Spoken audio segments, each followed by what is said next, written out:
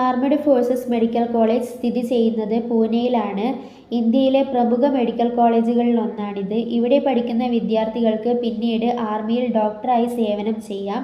AFMCയിൽ പഠിക്കുന്നത് കൊണ്ടുള്ള പ്രധാന ഗുണങ്ങൾ: ഇന്ത്യയിലെ ടോപ്പ് മെഡിക്കൽ കോളേജസിൽ ഒന്നായതുകൊണ്ട് തന്നെ മികച്ച ക്ലിനിക്കൽ പരിശീലനം ലഭിക്കും. കുറഞ്ഞ പഠന ചിലവും. MBBS കഴിഞ്ഞാൽ ആർമഡ് ഫോഴ്സസ് മെഡിക്കൽ സർവീസിൽ വളരെ മികച്ചൊരു കരിയർ ഓപ്പർച്യൂണിറ്റിയാണ് കിട്ടുന്നത്. മികച്ച സാലറിയും സർക്കാർ ആനുകൂല്യവും ലഭിക്കുന്നുണ്ട്.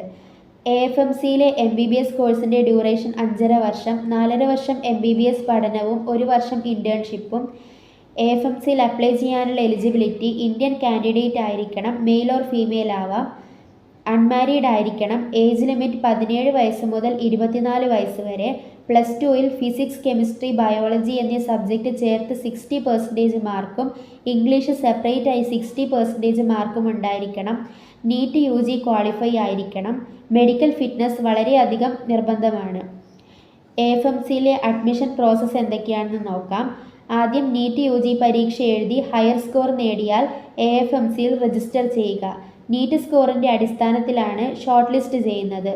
ഷോർട്ട് ലിസ്റ്റ് ചെയ്ത വിദ്യാർത്ഥികളെ AFMC പൂനെയിൽ സ്ക്രീനിംഗ് ടെസ്റ്റിനായി വിളിക്കും.